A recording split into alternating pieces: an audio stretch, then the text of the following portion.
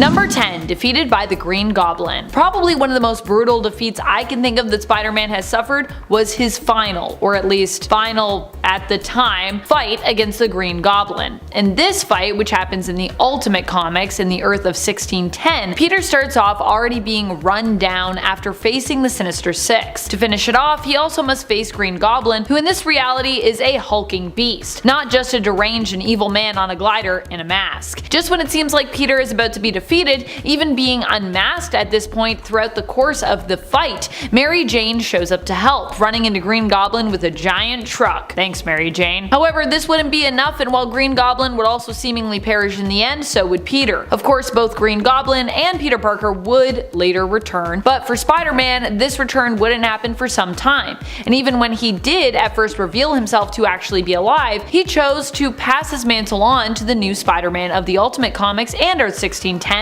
Miles Morales. And friends, before we move on to our next spot on this list, if you love what we do here at Top 10 Nerd, be sure to let us know that you love us by clicking that like button. Number 9. The Dimension of Spots. Oddly enough, one of the people who has been shown as powerful enough to defeat Spider-Man was actually the Spot, who most probably think of as more of like a goofy villain, and yeah, most times he kinda is. But during their first fight, he actually proved himself to be pretty powerful, even finding a way to get around Spider-Man's spider sense. This all went down in issue number 99 of the Spectacular Spider-Man, which was also when they had their first fight against one another. Spider-Man ended up being completely surrounded by spots, and from the Spot dimension, the Spot punched and kicked the hero to the point that Peter found it hard to focus on his spider sense and detect where the danger was coming from to dodge it in time, as it was kind of coming, well, from all around him. The Spot also discombobulated Spider-Man by taking him into the Spot dimension and throwing him through another portal, another spot, which led out to a brick wall. He left Spider-Man and Black Cat with a warning to not bother the Kingpin again or risk being destroyed by the Spot. Number 8. Loss of his parents. Obviously, one of the worst defeats to happen to Batman happened to him when he was simply known as young Bruce Wayne. This would be the loss of his parents. Without them dying, he wouldn't be the man he is today, for better or for worse. The death of his parents tormented young Bruce so much that it, along with another freak encounter with a bat, inspired him to become the masked vigilante known as Batman. So in a way, it's this trauma that has led to so many of the other awful experiences that Batman has suffered through, countless physical injuries as well as mental and emotional turmoil, and both victories but also other defeats as well. Number 7. Tower of Babel. In the Tower of Babel event, Ra's al Ghul manages to use Batman's own intel and files on the Justice League to defeat them. Ra's gains access to Batman's systems and is able to retrieve these detailed files and plans via his daughter Talia. He uses this information to take on and defeat all members of the Justice League, even managing to seemingly distract Batman by robbing the graves of his parents. Number 6. Death of the Justice League. The Death of the Justice League kicked off in issue number 75 of the 2018 Justice League series. What happened to the Justice League here? Well, they faced off against Pariah, who himself is from one of the first worlds to be targeted during the events of Crisis on Infinite Earths. Pariah was cursed with basically watching all these worlds die again and again, unable to stop it, despite being one of the first people to warn everyone that Crisis on Infinite Earths was coming. Now, with the multiverse reset following the events of Death Metal, Pariah claimed that he saw the signs of Crisis on Infinite Earths happening again. Desperate to prevent this, his plan was to wipe the slate clean when it comes to the heroes, so that the possibly new Anti-Monitor, who will come into existence, will have no reason to continue with the crisis. That was his thinking anyways. Seems like some flawed logic to me, but this man has also seen some terrible things in his time, so I understand his desperation to do whatever he thinks will work when it comes to avoiding another crisis. Along with most of the rest of the League, Batman was believed to have perished in the fight against Pariah. Of course, we later learned this wasn't exactly what had really happened. Not quite what we thought, as usually when people perish in comics. We're like, they're gone? No, they're back. Number 5. Failed Barbara Gordon. One of the hardest failings for Batman was when Barbara Gordon and her father, Commissioner Gordon, were successfully targeted by the Joker. Caught unaware, Babs found herself shot through the spine and paralyzed as a result of this attack. She She was attacked and tormented by the Joker, who took pictures of her in pain and in states of undress for the purpose of making her father go insane. This all happened in Killing Joke, and though not all of the events of that story were made canon, Bab's pain and becoming paralyzed were. Batman has always felt awful for what happened to Barbara and has never blamed her, and if anything, he feels more guilty for the fact that he wasn't there and wasn't able to protect her more. Number 4, defeated by the Joker. Jason Todd was lost to Batman years ago when he was defeated by the Joker.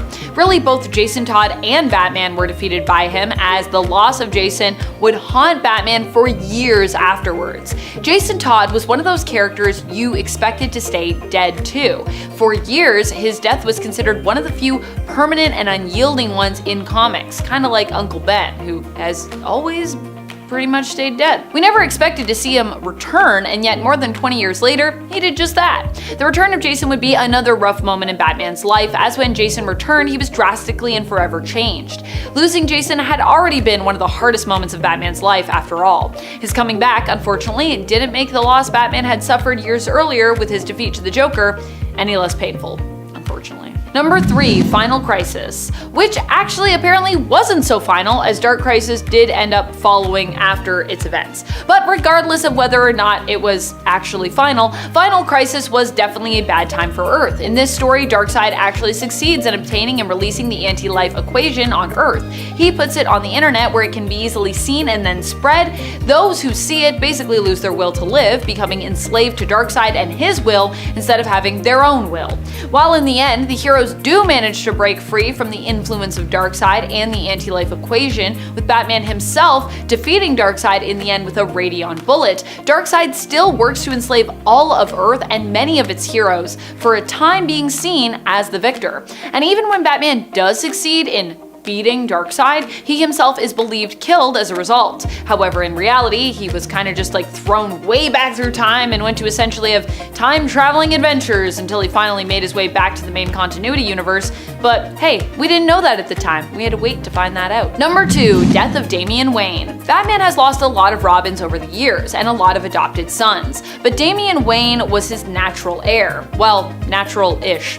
As natural as it gets till we get a Helena Wayne in the main continuity, if that ever happens again. A girl can dream, at least. Damian was the son of Bruce Wayne and Talia al Ghul. He was raised by Talia in the League of Assassins, without Batman even knowing of his existence, until years later when Talia dropped him off on Bruce's doorstep, declaring Damian his son. Initially, the two did not get along very well. Damian was stubborn in his ways and insisted on killing, as he'd been trained his whole life to do, because League of Assassins, but eventually he came around and began to see the value in his father's approach to fighting crime, respecting it and even admiring it. Just as their relationship began to evolve into something more resembling a true father-son connection, built on respect and trust and all that good stuff, Damian was killed by the Heretic, a death that Batman can't even bring himself to avenge when he realizes that the Heretic is Damian's clone. Following Damian's death, we also got Volume 2 of Batman's issue number 18, an issue that focuses on the mourning of Damian's passing and is completely wordless throughout its sorrow-filled pages.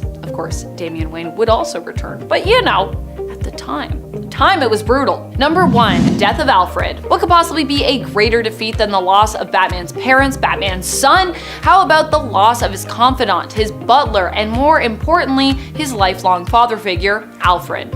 I don't think it gets much more brutal than this. While the death of Batman's parents is tragic, Alfred was there to help pick up the pieces and in essence help to raise the boy before his parents passed, and of course thereafter. He was probably one of the closest people to Batman and was more apparent to Bruce in the end than his parents were able to be due to them being lost to him when he was so young. Alfred was shockingly killed by Bane after he kidnapped him when Damian Wayne didn't take Bane's threat seriously and set out to save Alfred. Bad idea, Damian. It was because of his pursuit of Bane that Alfred was killed by the villain, and this was all part of Bane's plan to break Batman again, but this time focusing more on breaking him mentally and psychologically than, physically. Number 10. All of this is prologue. Maybe one of the most powerful losses that I felt in recent history while reading comics came from the event AXE, Judgment Day. Not only is there the initial illusionary loss that our heroes feel, where I actually for a moment thought that they had all been killed by going for the Celestials off switch, only to find out that this was basically a ruse created by the progenitor, but when they actually all physically united to go up against the progenitor in real life and it wasn't an illusion, they failed as well. This all went down in AXE Judgment Day issue number 5, where many were killed as a result of the plan to attack the Celestial altogether and directly head on. Only a few eggs from Krakoa were able to be saved, and so bringing back some of the many who had fallen was a tough choice. For those of you who have no idea what I'm talking about resurrection protocols which are happening on Krakoa, which is the mutant island right now. It left me wondering as well where this story could possibly go next. And I mean, this story was like a roller coaster. It was actually, I really liked Judgment Day. It was a whirlwind. And friends, before we move on to our next spot on this list, if you love what we do here at Top 10 Nerd, and if you love when we talk about brutal moments, be sure to check out our brutal playlist for even more brutality. Number 9. Delicious. Maybe one of the most gruesome fights to have ever happened involving Spider-Man happens against one of my personal favorite villains, Morlun. And yes, I know, there are many people out there that don't like Morlun, but I do like Morlun. What can I say? I am a sucker for vampires, even if they are weird, multiversal, energy vampires that feed on animalistic totemic energy. During the other story, Spider-Man was suffering from a mysterious illness and was weakened. It was during this time that Morlun struck in issue 526 of The Amazing Spider-Man. Not only does he beat Spider-Man to a pulp here, but he also devours one of his eyeballs, plucking it out. Yeah, ouch. And also, if I may add, ew. I also love that for this point I literally took the quote delicious. Number 8. Spider-Man Reign. While he ultimately comes out victorious in the end, Spider-Man is temporarily defeated during Spider-Man Reign. If you aren't familiar with this story, allow me to explain. Spider-Man Reign has been described before as Marvel's version of The Dark Knight Returns for Spider-Man. In this story, Spider-Man is an elderly man who was once a florist but was recently fired. No longer a hero after years ago losing his wife, Mary Jane, and with her his motivation to be Spider-Man, the city of New York has become a police state, controlled under Mayor Waters' iron fist. Eventually, Spider-Man is inspired once more to rise up, but at first when he does, the mayor responds by sicking his Sinner 6 on Spider-Man. In this fight, he is joined by his old enemy, the Hypno Hustler. However, the Hypno Hustler is soon after defeated, leaving Spider-Man to be unmasked by Kraven, exposing New York City's hero as now an old man. At this moment, he is seemingly brutally defeated. Fortunately though, it's only a brief defeat for this older Spider-Man. Number 7. Loses his marriage. Possibly one of the worst defeats is also not even a physical one. At one point, Mephisto ends up tricking Peter into giving his marriage away. Well, not really tricking him, and not really Peter alone, as Mary Jane was also one of the two to make this call, but it was still pretty brutal. Not just for Peter, but also for all of us readers. After Peter's secret identity was revealed, a hit was put out on him, but when they missed, they actually hit Aunt May instead, who ended up in critical care and was on the verge of dying. In a bid to save her life, Mary Jane and Peter traded away their marriage to Mephisto, having no choice but to do so if they wanted to keep Aunt May alive. And of course, we can't let Aunt May die. I mean, she's lived for so long. Keep her alive. Number 6. Losing his hand and his wife. This defeat comes to us from the very brutal pages of J.J. Abrams and his son Henry Abrams' Spider-Man comic from 2019. In issue number 1, we immediately start off with Spider-Man fighting against a big villain and his army of semi-organic robot specimens. We later learn that this villain's name is Cadaverous. Almost instantly, Peter's life is changed forever when we see him emerge from the rubble with a badly damaged arm, with a hand that looks like it's barely still attached, to be honest, black and blue from the fight. Mary Jane rushes over to him, encouraging Peter to run. But before either of them do, the battle finds them again, and Mary Jane is insta-killed when she is impaled by one of Cadaverous's impossibly long claws, or fingers. Claw fingers. Welcome to 2019's Spider-Man. Number 5. Losing his daughter. One of the most heart-wrenching moments in Spider-Man comics for me comes from a very personal moment for both Peter and Mary Jane. This is like a brutal defeat that isn't even like a fight, like a fist fight. At one point, Mary Jane was pregnant and even seemingly gave birth to a baby girl. However, Mary Jane was wrongfully told that the little one did not make it, when in reality, Pete and MJ's daughter was actually taken by Allison Mongrain, who was later revealed to be working for Norman Osborn. What Norman wanted with the child, well, we'll we'll never really know, as this was never really revealed to us fans. The only thing that was seemingly confirmed was their daughter's tragic fate, much later on. That is, if we can even believe what Norman says to be true. I personally wouldn't at this point, so I'm still personally hopeful that Peter and Mary Jane's lost daughter could still return one day. Although I don't know how that would work if their marriage no longer existed. Would that affect them having a kid together? Could they have never had a kid together? Does that get erased? Number 4. Got your eye. Moreland actually is the one to feast on Peter's eye. This happens during the story Spider-Man the Other. In this story, Peter finds out he's dying and sets out to try and find a cure. However, not even the greatest scientific minds in the world, including Black Panther and Mr. Fantastic, can find one. He even tries to travel back in time, but that ends up not working out very well either. Moreland at this time was popping up just to say some cryptic stuff to Peter, like, be careful what you wish for, particularly when you don't truly want it. But eventually, the cat is out of the bag, and so Moreland reveals himself and decides to stop speaking cryptically and start kicking butt, which is just what he does. He not only beats up Spider-Man until he can no longer move and lays helpless in the middle of the street, basically a bloody pulp, but he also eats his eyeball. Yes, actually. Don't worry though, Peter would grow it back. This is comics after all. Number 3. Meeting his end. Spider-Man actually died in the comics at one point, and not even when he was inside his own body. This happened when he and Otto Octavius, also known as the villain Dr. Octopus, changed bodies. Body swap! Peter did so unwillingly and ended up being tricked by Doc Ock into doing so. Otto hoped to prolong his life and thwart death by taking Peter's younger body for himself, while his older body, failing, would eventually shut down. Surprisingly, Otto's plan actually succeeded. However, before Peter and Otto's body died, he managed to at least convince Otto to carry on as the hero Spider-Man in his stead. So although he lost kinda overall here, he won that small victory at least, so it's something. Number 2. Infected. Something you can't really beat, at least not when it comes to the Marvel Zombies universe, is being infected. In Marvel Zombies, Spider-Man is one of the earliest heroes to be taken over by the zombie virus. This ends tragically for him as the hunger takes hold of him. He actually hurts those who he fought so hard and so long over the years to protect, Mary Jane and Aunt May, devouring them whole. He does his best to resist, but unfortunately he is completely unable to, and even ends up being one of the zombies who actually lives the longest in this series. So he has to sit with this knowledge for quite some time, which I imagine would really suck. Number 1. Death of Gwen Stacy. I think one of the worst defeats that Spider-Man has ever suffered, one of his worst losses, especially in his own mind, is the death of Gwen Stacy. Losing her was one of his biggest failings. This one went down during a fight with the Green Goblin, widely considered to be Spider-Man's main nemesis. As they fought, the Green Goblin used Gwen Stacy kind of as bait. At one point, he tosses her from the top of either the George Washington Bridge or the Brooklyn Bridge, depending on which version of the story we're talking about here. The original one, it was the George Washington Bridge, I believe. While Spider-Man attempts to stop her fall by catching her with his webbing, it's believed that it was actually the whiplash as a result of Spider-Man's move that resulted in her death, causing her neck to snap. We get that terrible snap sound effect. However, Green Goblin has stated before that it was actually the fall that killed Gwen, and that she was actually dead from the shock even before Spider-Man's webbing had touched her. Either way, Spider-Man still blames himself for her loss even to this day. And to be fair, I mean, editors have confirmed that, yeah, Spider-Man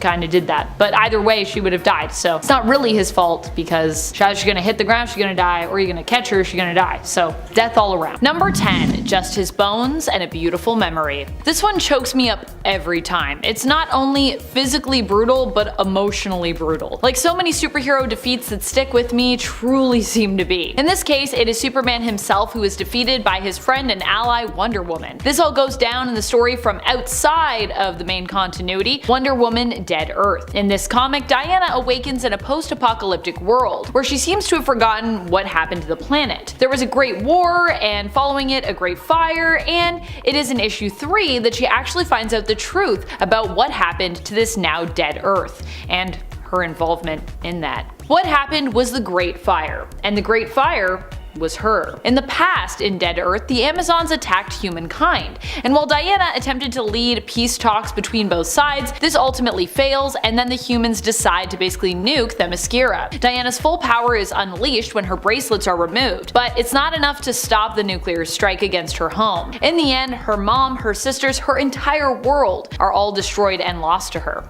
Superman rushes to help, but also arrives too late after prioritizing his own parents, who also were victims of a nuclear attack in Smallville. Her power fully unleashed, heartbroken and filled with rage, Wonder Woman takes out her frustrations on Superman. The two fight, and ultimately this untethered and unlimited power that Diana has tapped into proves to be enough for her to destroy Clark after their fight also has obliterated the Earth via collateral damage. And friends, before we move on to our next spot on this list, if you love what we do here at Top 10 Nerd, why not show us you love us by clicking that subscribe button? I know there's a bunch of you that aren't subscribed, so if you want to subscribe, it helps us out. Number 9. The Justice League are dead. Welcome to Dark Crisis. Or really, welcome to Justice League issue number 75, the beginning of Dark Crisis. In this issue, the Justice League goes up against Pariah. Pariah used to be a scientist trying to stop the death of universes, who basically became corrupted when he was cursed to watch worlds end over and over again without being able to do anything to save them. I mean, to be fair, that would, I think, make pretty much anyone corrupted and kinda crazy. Pariah is back, and this time he intends to end the suffering of the multiverse by ending the heroes of the main continuity. He does this because he believes in destroying the main continuity he'll kind of be able to end the cycle of destruction, seeing it as kind of the root of the problem because the heroes from that reality have in essence meddled too much with the state of the multiverse. So he's like, in order for us to save the multiverse, we kinda gotta get rid of you guys. As a result, he seemingly handily defeats the Justice League in one go, blasting them with his own power after making them fight sort of the darkness, which is like an army of evil characters they've fought before, but really it's just the darkness, leaving only Black Adam to survive, return to Earth, and tell the tale of what happened. Of course, the Justice League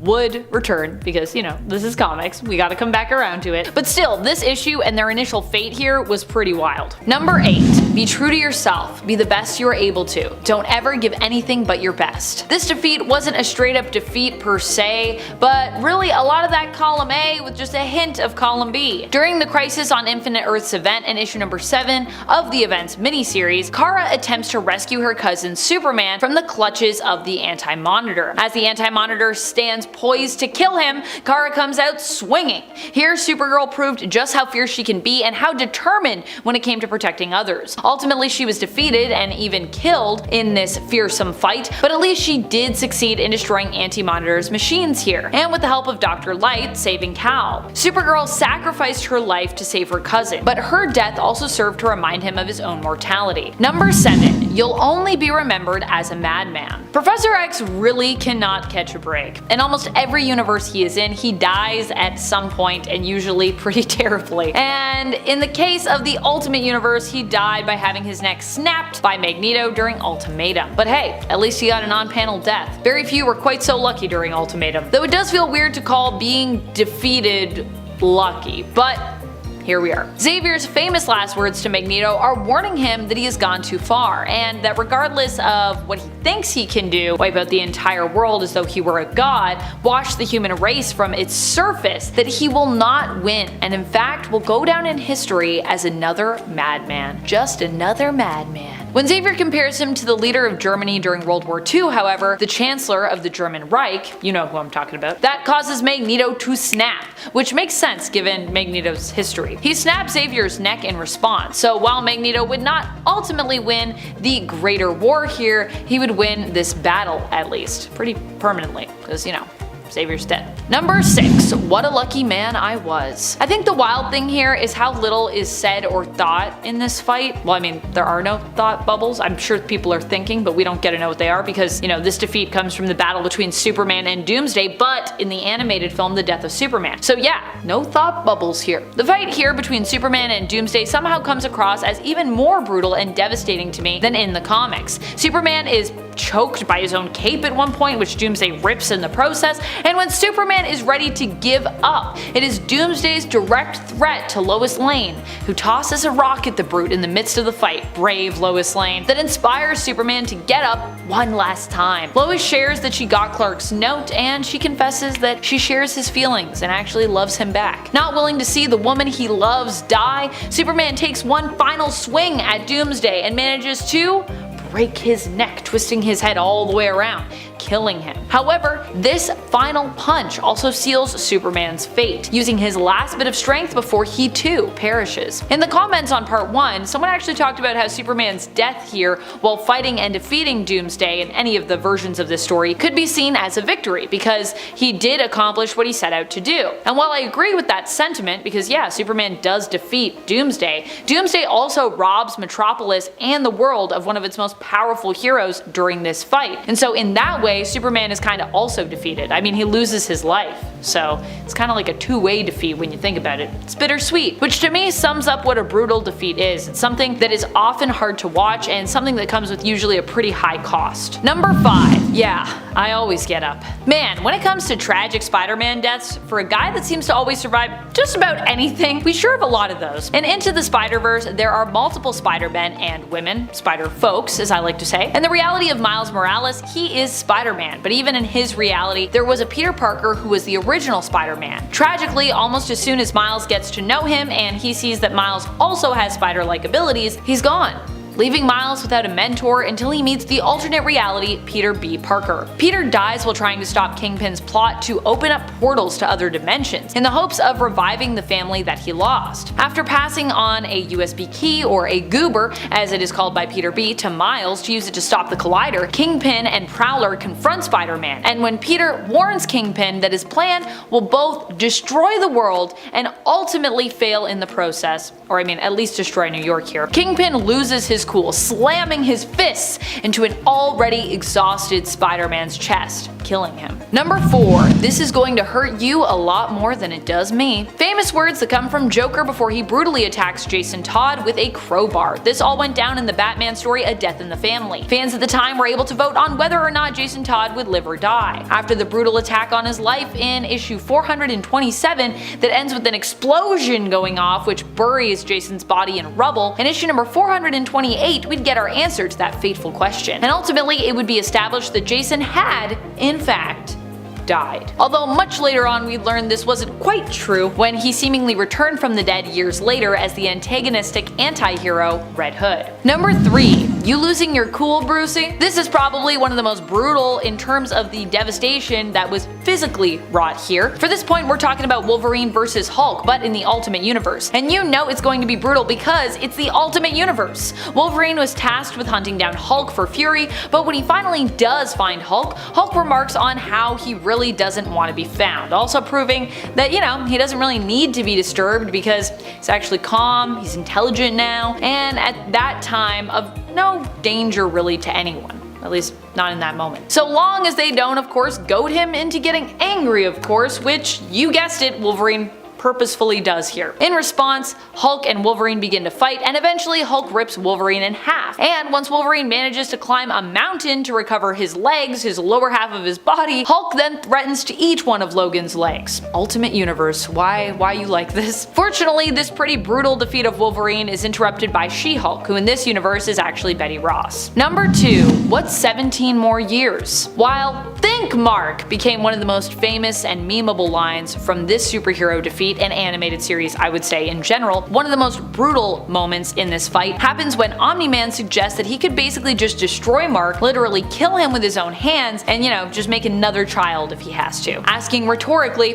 what's 17 more years? For him as a Viltrumite, his lifespan is of course much longer than a human, so to him 17 years is basically nothing, a very short span of time. However, reducing his emotional connection that has been built up with his son over 17 years to something so seemingly meaningless, as though none of it really meant anything makes the beating that Mark takes here just even more brutal. Granted, in the greater scheme of things, we know it isn't this simple for Omni-Man, who, it is revealed, does love his son and is unable to actually swing the killing blow, probably because of that. So, number 1. It was a nice piece of work, Kingpin. You shouldn't have signed it. It doesn't get more awful than this defeat right here. This one happened as a greater part of the famous Daredevil story Born Again. In issue number 227 of Daredevil, we are told the story titled appropriately Apocalypse. And indeed, if you are Matt Murdock, it would certainly feel like the apocalypse. Here, Kingpin finds out Daredevil's secret identity and uses it not to simply kill him, but instead to destroy his entire life. First, he comes for his law practice, making it seem as though Matt bribed a witness in a case. But he doesn't stop there. He comes after his finances, his sanity, and even blows up his apartment, and in the process, destroys his costume. However, while DD is left feeling pretty defeated by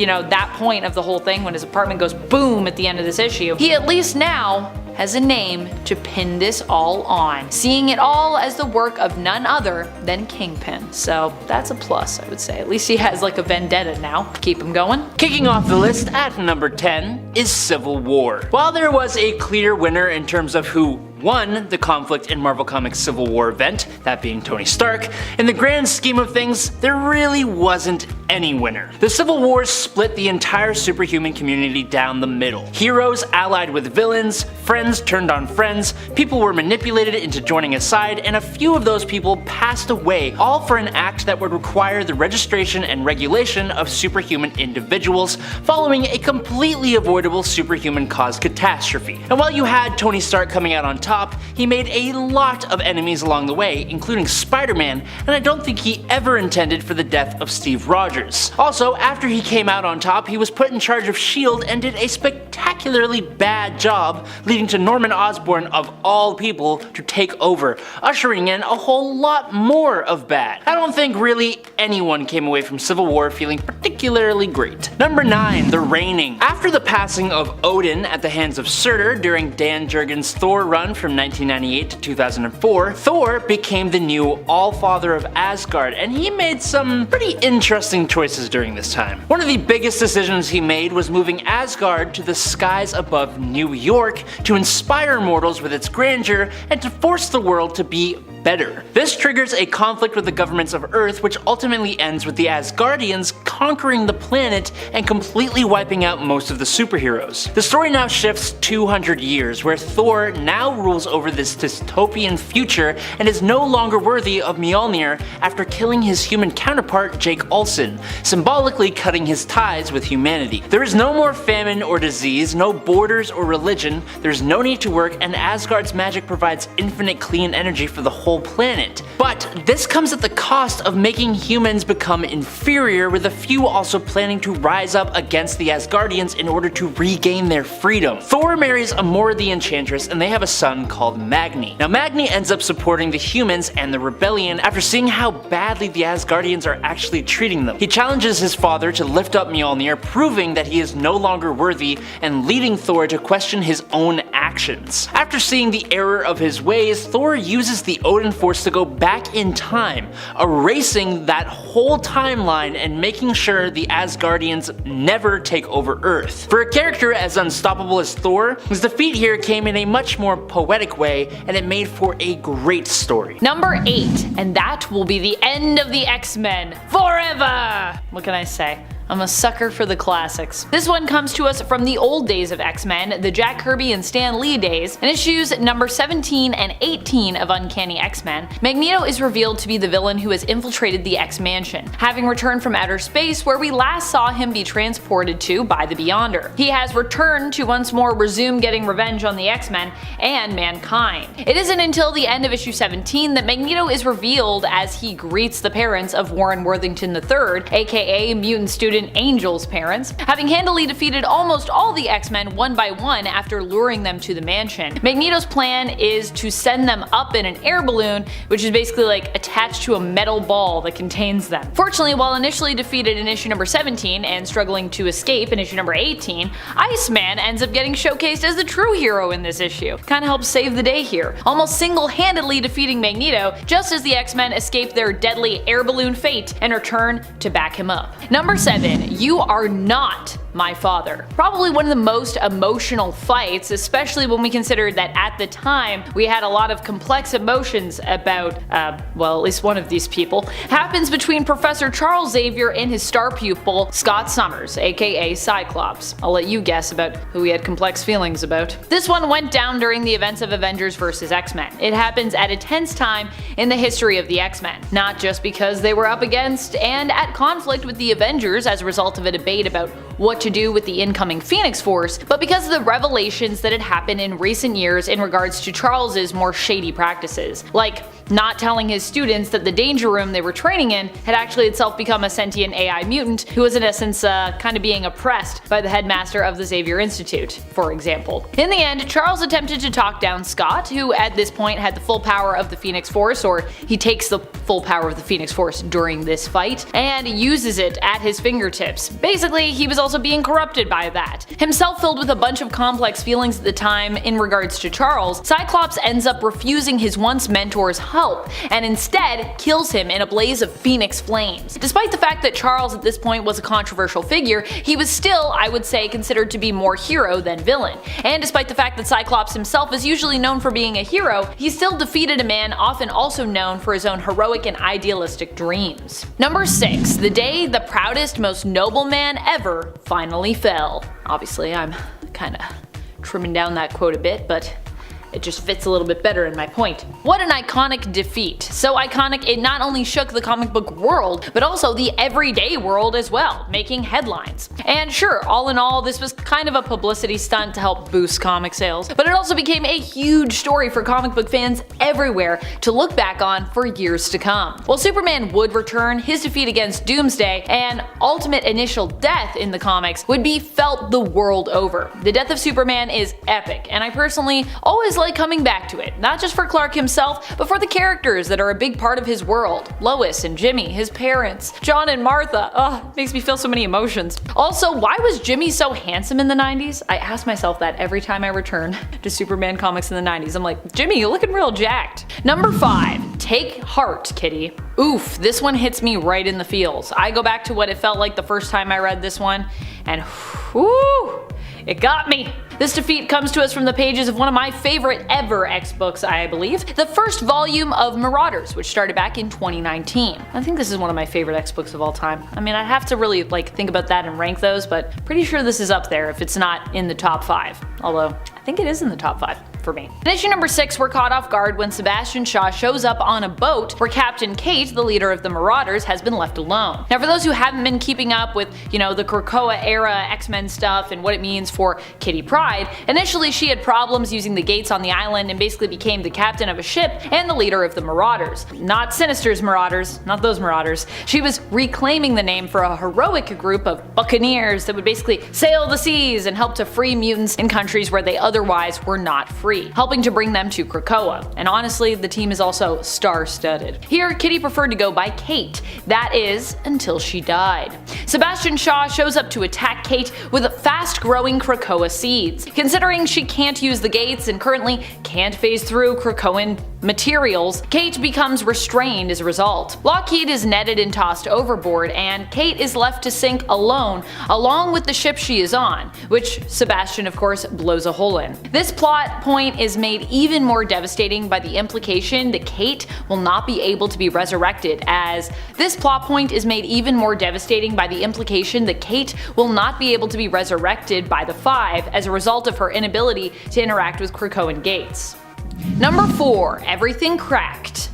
The Final Crisis story is all about the brutal defeat of superheroes and really kind of like everyone on Earth. Final Crisis was the story of how Darkseid basically took over the world by broadcasting the anti-life equation to everyone on the planet via email, text, radio, and television broadcasts, basically making them realize that he is the one true ruler of everything, and so they may as well just give up and surrender to him.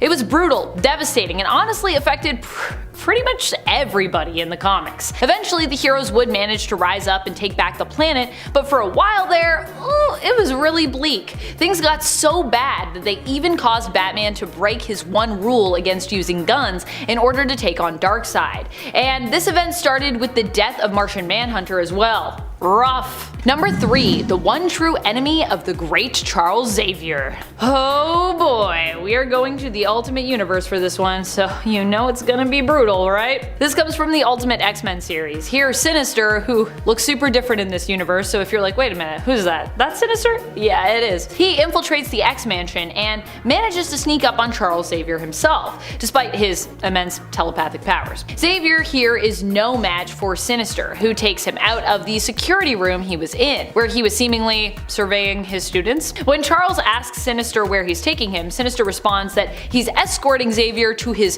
one true enemy, and then he pushes him down some stairs. It's completely awful, really. Xavier isn't the only one who gets brutally and honestly insultingly messed up by Sinister in this issue. Angel also in this fight goes from being intimidating in one panel to basically mentally manipulated into choking himself against his will in another panel. So yeah, which I mean, I don't know. I kind of expect something like that for Angel, but Xavier? It's not fair. It's not very, that's terrible. Number 2, instead I will simply break you. Possibly one of the most powerful moments I've ever read in Batman comics. This epic issue that was an integral part of the Nightfall story is a whirlwind of a fight. And not only that, but overseen by a powerful inner monologue from Batman about all the wounds he has taken to get to this point, that truly highlights the struggles that really sum up this character, who against all odds always comes out on top, right? Not this time. In issue number 497 of Batman, this was the moment that Bruce fell in his fight against Bane. Bane came to finish him, but rather than kill Batman, decided to simply leave him broken, breaking his back over his knee in that massive and iconic splash panel. Number 1, but I saved you. I did it. This one made me cry all over again as I sat at my desk and reflected on it, revisiting it again. Oh boy, okay. So here we're talking about the death of Spider-Man, which honestly happened more than once in the Ultimate comic book line and universe, but I do think that this is my favorite death. This is Spider-Man's death done right, is what I mean, in my mind. If you have to do it, obviously, because I don't think many of us would really ask for something this heartbreaking to happen, but you know, here we are, it happened, and it's so sad. During Ultimate Spider-Man issue 159 through to issue 160, we see Peter in his final fight. In the final moments of this final fight, unmasked and with nothing really left to lose, he is forced to give it his all to protect the people of New York City, and more specifically, his friends, his family, his loved ones, and the people of his own neighborhood. In the end, despite everything he does in this epic fight, which spans multiple issues, he is defeated by the Green Goblin. And the ultimate version of the Green Goblin is an unstoppable, and as we later find out, immortal tank of a villain. This fight and defeat has it all though. Ups, downs, it's an emotional, action-packed roller coaster. And while Spider-Man does seemingly die, so seemingly does Norman Osborn as well in the end. So while this is a defeat, there's also at least some poetic justice felt in the end too. But goodness, Aunt May, whew, boy do I feel for Aunt May here, oh, it's so awful. Number 10, Civil War II. Captain Marvel and Iron Man used to be super close, but then Civil War II happened and bam! We are well past the events of Civil War II now, especially regarding relationships being mended, but boy, did this initially muck up the friendship between Carol Danvers and Tony Stark. Although more recently, Tony actually just tallied votes from Legacy Avengers members and actually elected Carol the new leader of the team. Healing! After the success of Civil War I, Marvel thought a second Civil War was in order, but this time the motives behind it weren't quite as solid as the first time around. Carol Danvers believed the Inhuman Ulysses' visions of potential futures should be acted on to protect humanity. In other words, Civil War II was basically Minority Report. Being down this road before, Iron Man tried to talk Carol out of this madness, but after Rhodey died when a prediction of Ulysses' actually came true, there was no stopping her. Ultimately, the event led to a one-on-one fight between Carol and Tony, with Tony being seemingly permanently defeated. Although this is Iron Man, of course, so of course he would recover. We can't have Marvel without Iron Man, so he has to come back. And friends, before we move on to our next spot on this list, if you love what we do here at Top 10 Nerd, be sure to show us you love us by clicking that like. Number 9. Hulk blames Tony Stark for his creation. This fight comes to us from Original Sin. Original Sin was an event where dark truths from many different characters' pasts were unearthed. In Bruce Banner's case, this involved him learning that Tony Stark was the one who basically caused the accident that turned him into the Hulk. Once he knows, Hulk becomes driven to end Iron Man, and while Tony tries to escape and defeat the Hulk, he ultimately fails. In the end, Hulk comes out on top, but despite Tony being badly beaten along the way, the two old friends were able to resolve their past conflict, with Hulk's Bruce Banner realizing that what Tony did years ago, nerfing his gamma explosive, wasn't really that bad in reality. I mean, if not for Stark doing that, Banner probably wouldn't have even survived the explosion and wouldn't even have been alive today. That being said, if he had perished, he also wouldn't be the Hulk, which he kinda is like, I don't even know, should I even be here? But while he regrets his transformation, Tony berates him, saying that the world does need the Hulk and that his being around is not inherently bad. That Banner and Hulk are needed and wanted in the world. Honestly, while the fights are epic, the resolution is also quite epically touching here, I gotta say. I love the end of that, when they just sit down and they're just having their little talk. Talk it out, guys. Sometimes you gotta Hulk smash it out, sometimes you gotta Hulk talk it out. Coming in at number 8 is Avengers Infinity War. In the MCU, most of the movies follow a simple idea of a hero facing and eventually defeating a villain, coming out triumphant by the end of the film, completing an arc. Even if the villain survives to continue into another film in the cinematic universe, they are still usually defeated by the hero at the end of their debut movie. Well, when we were given the Avengers Infinity War, it marked the first time in the MCU when the heroes, and furthermore, all the heroes together, officially lost by the end of the movie. Despite their best efforts to stop Thanos from acquiring all the Infinity Stones to complete his mission, he still managed to put them all into his big golden gauntlet and snap out half of the life in the universe. He left the heroes in shock of what even just happened as they watched their friends turn to dust. And when we meet them all again in the next film, Avengers Endgame, they've all been left reeling and trying to move forward from such a massive defeat, which led to one of their greatest victories. Number 7. Shazam in Injustice. In the Injustice game, Superman is the tyrant ruler of the Earth. Most of the other heroes have either joined him or joined Batman as part of an effort to thwart Superman and bring him down. One of the heroes who remained on Superman's side was actually Billy Batson, Shazam. This is surprising to pretty much everyone, but seeing that Billy Batson is only a kid, more susceptible to some manipulation, it starts to make more sense. It also makes it very brutal when Superman takes down Shazam for turning on Superman and mentioning the now dead Lois Lane. Superman takes down Billy frighteningly quick, using his frost breath to freeze Shazam's mouth shut, stopping him from using his signature phrase, and then melting his brain through his eyes with his heat vision. Now, I don't know if this would actually work in any other continuity. I don't see why not, but Shazam has proven himself more than capable to take on Superman. Either way, it made me immediately hate this version of Superman, and it made me pretty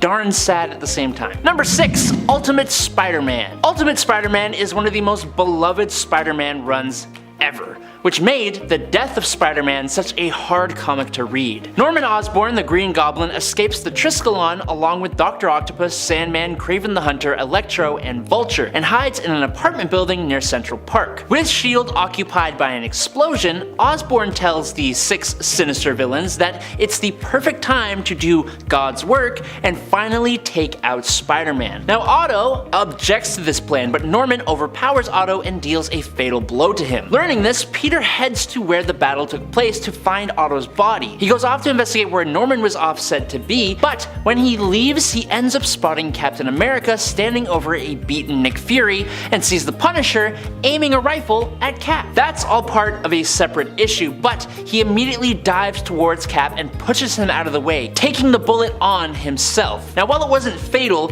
in his weakened state, he had a much harder time facing off against Green Goblin and his collected villains. Peter puts up one hell of a heroic fight with the help of Aunt May, the Human Torch, and Mary Jane, taking out pretty much everyone until he faces this super amped up version of Green Goblin. Fighting on his last legs, he's helped out by Mary Jane, who shares one last kiss with Peter before he defeats the Goblin and then suffers his final blow from an explosion. He then passes away in the arms of Mary Jane in a pretty iconic panel, and now I want to cry. So that's great. Number 5. Countdown to Infinite Crisis. I think we can all agree that it's incredibly rare rare to see a mainline superhero taken out of the picture. And if it does happen, it's usually in a huge blaze of glory like Spider-Man up there, or an incredibly tragic moment, or after a long momentous battle with cancer in the case of Marvel's Marvel. So when Ted Kord, Blue Beetle, was erased from existence thanks to a bullet from my barrel at the hands of Maxwell Lord in the Countdown to Infinite Crisis, it was pretty bad. After following Ted the whole book as he struggles for anyone in the Justice League to take him seriously, while he's correctly on the trail of Maxwell Lord and learning of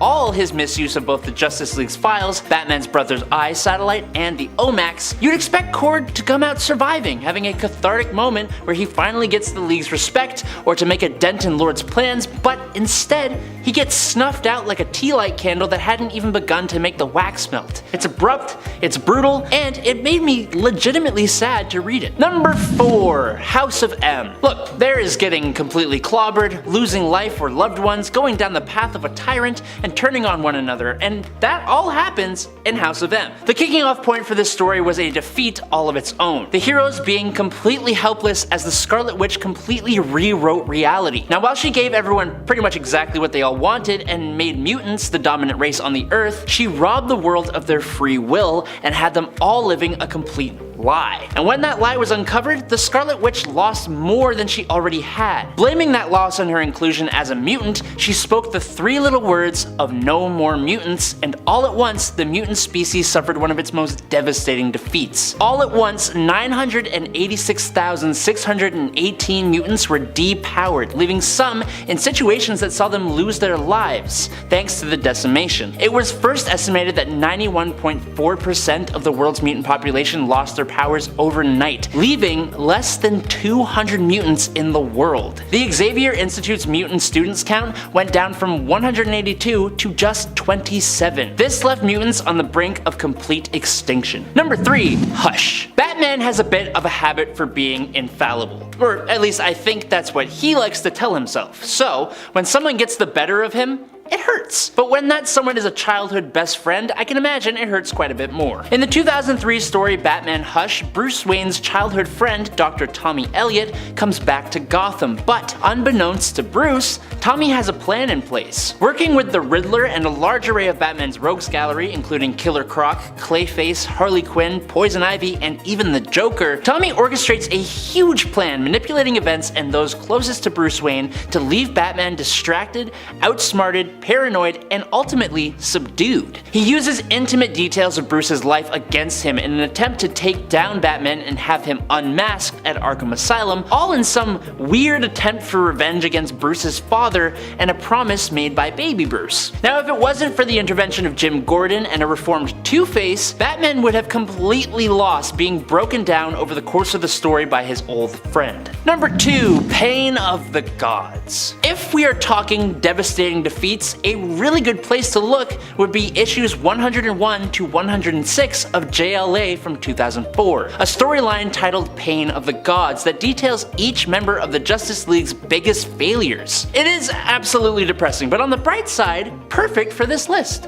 It kicks off with Superman, who arrives to save people trapped in a burning building. Now an unnamed hero shows up to lend a hand while Superman saves those inside, and he brings them to safety until an explosion goes off, burning the other superhero to a crisp. The second issue follows Flash as he fails to save 2 younger people from a burning building, finding them when it was too late and the smoke inhalation had got them. He then goes around the city installing fire detectors in every single house, getting mad at a family who didn't find time to go install a new battery. In issue 3, we see John Stewart, Green Lantern, trapped between 2 separate domestics. He rushes to one and prevents it, but when he makes it to the other, it was arguably worse and resulted in a loss of life. The next issue follows Martian Manhunter, but this time it's more of his failings to understand the emotion that we experience as humans and his alienation from that and the pain of losing his entire species. It's really interesting honestly, but moving on to issue 105, this one follows Wonder Woman, and for the Amazon it was an extremely close near-death experience at the hands of a new supervillain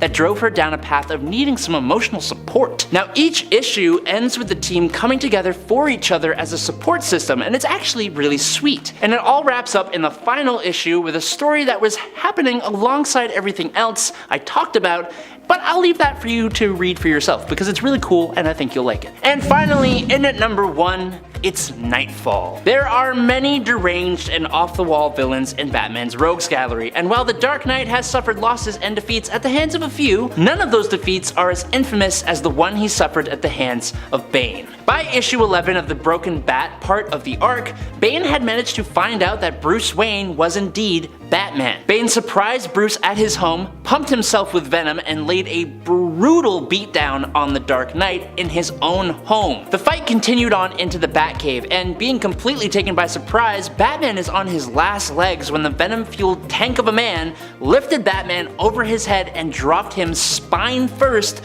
onto his massive back-breaking knee. This brutal move, captured in one of the most iconic panels ever, put the Batman completely out of commission, requiring him to choose another to fill his role as the protector of Gotham until he could make his final triumphant return. Number 10. Tormented and defeated on repeat. When Joker received 99.9% of Mr. Mxyzptlk's power, he used this power to wreak all kinds of havoc. One of the things he used these new epic reality warping powers for was to torment Batman forever on repeat. Daily, Emperor Joker would severely torment and kill Batman, although in the end, Batman was the key to Joker's defeat, being Joker's one true weakness, since his identity was so closely tied to Batman's. However, Batman was left so traumatized from this whole experience that he became a broken man, a shadow of his former self, unable to operate as a hero. Superman actually had to steal his memories of the experience away in order to return Batman to himself once more so he could resume being a hero and just not being like a complete mess all the time. And friends, before we move on to our next spot on this list, if you love what we do here at Top 10 Nerd, be sure to show us by clicking that like button. Number 9. A League of One. Superheroes don't always lose to supervillains in the comics. In the case of the JLA story A League of One, this time around the League is actually defeated by one of their own, Wonder Woman. However, Wonder Woman doesn't do this to actually cause them harm or, kill them, but simply to get them just out of the way. This is because the League is facing a dragon and there is actually a prophecy that it will cost the group of heroes their lives. Wonder Woman not only manages to defeat the League, but also manages to sidestep her own doomed fate upon facing that dragon. Number 8. Carnage cracks Iron Man. I feel like one of the worst things you can do in a fight with Carnage is bring a symbiote into the fight with you. Bad idea. And yet this is exactly what Tony Stark decided to do in Extreme Carnage Alpha and Omega. He decided to get involved in all things symbiote when Null attacked Earth, infecting one of the symbiote dragons with Extremis to create the Extremebiote. But bringing this new organic suit into a fight with Carnage was kind of a bad idea, as Carnage took over the Extremebiote, leaving Tony completely vulnerable as he was of course naked underneath. Well, he was beaten here by Carnage and ended up in the hospital to recover. Fortunately, Agent Anti-Venom was around to ultimately save him from Carnage's wrath and help avoid any worse damage to Stark, so thank goodness, but he still got his butt whooped.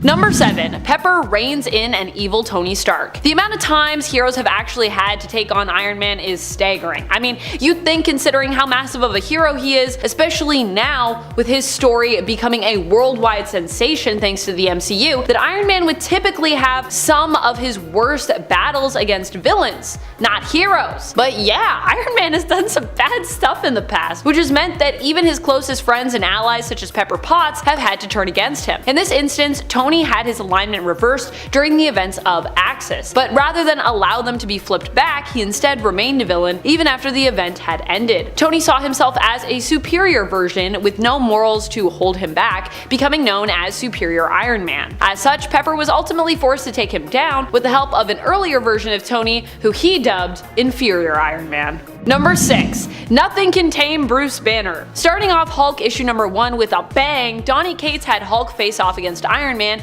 in his Hulkbuster armor. Not just one Hulkbuster though, a whole entourage of them. Hulk here being piloted like a spaceship by Bruce Banner, who is in control of Hulk on the inside, even manages to learn that Tony isn't actually inside these suits, but is hiding elsewhere, remote piloting them. He literally learns this by ripping them apart, and then Tony is like, "How did you know I wasn't in that suit?" And he's like, "I didn't know that." I'm crazy. Hulk then finds the real armored Tony and starts wailing on him. Even when Stark attempts to appeal to Bruce's better nature, trying to talk him down, Hulk does not relent. Number 5. Thor's apocalyptic clone. Thor and Iron Man don't always get along, despite them both being colleagues and friends who are both Avengers. Following the first superhero civil war in the comics, the two ended up having some pretty big beef, thanks to Tony making some questionable decisions during that era. Chiefly, it was revealed that Stark had acquired a genetic sample of his friend Thor. I'm just imagining Tony like at the Avengers mansion or something, raiding through Thor's like hairbrush late one night for those sweet genetic samples. He's like, ha ha ha, I have his hair, I can use this at some point. And he decided to keep these genetic samples for a rainy day, in case he ever needed to make, let's say, a Thor clone. After Thor died, that's what he did, creating Ragnarok, Thor's bald and villainous clone who would end up being recruited to Norman Osborn's Stark Avengers. Needless to say, Thor was not too happy to hear of this upon his return to the realm of the living, and ended up revealing just how displeased he was in a one-on-one fight against Iron Man, which went as well for Tony as you would probably imagine. After all, Thor is a god. Thor wouldn't kill Tony, but he definitely made sure to make it known that if he wanted to end Iron Man's life, he could with ease. Number 4. Black Panther gets creative. Who is smarter, Tony Stark or T'Challa? Most people would pick Tony for this kind of versus, but Christopher Priest's Black Panther would say otherwise. In issue number 45 of the 1998 Black Panther series, Iron Man in a stealth suit faces off against Black Panther. This stealth suit was specifically designed for such a task, with Tony attempting to anticipate both Black Panther's offensive and defensive abilities. But what he can't seem to prepare for is just how brilliant T'Challa is, with him demonstrating how resourceful, creative, and brilliant he is in his brutal takedown of Iron Man's stealth armor. Sneaking up on T'Challa, it turns out, is kinda always a bad idea.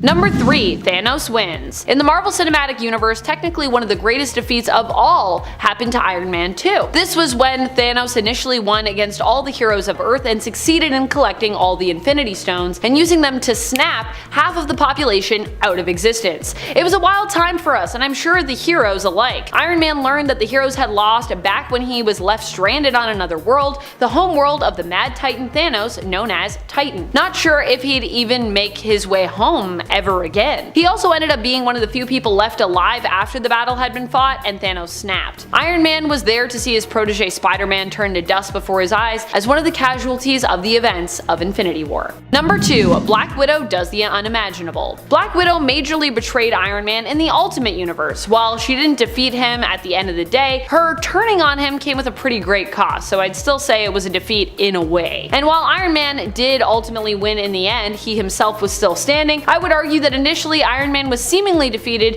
in ways by Black Widow, who caught him off guard. Also, sure, it's not main continuity, but it's honestly so bad it needs to be acknowledged and mentioned here. In the Ultimate Universe, Black Widow was only posing as a hero, but was really in secret a villain the whole time, simply pretending to defect to get in with the heroes and then betray them and the United States. She was engaged to be married to Tony Stark and ended up breaking off the engagement when she revealed her true colors. She attempted to steal Tony's fortune and tragically killed his loyal butler and friend Jarvis as well. Number 1. Thanos' henchwoman wins. Not only has Thanos won against Tony Stark before, but in the comics, Thanos didn't even fight directly against Tony during the Infinity Gauntlet saga. He apparently had less respect for Iron Man than he expressed in the MCU. Instead of fighting Iron Man one-on-one, Thanos decided to deploy Taraxia. Taraxia was basically created by Thanos in his image to act as his partner after death rejected him. As such, Taraxia basically looks like Thanos, but with a feminine shape and a head full of long blue hair. She was tasked with taking on the heroes at Thanos' behest, and did so with great pleasure. When facing Iron Man in Infinity Gauntlet issue number 4, she brutally defeats him by removing his head from his body.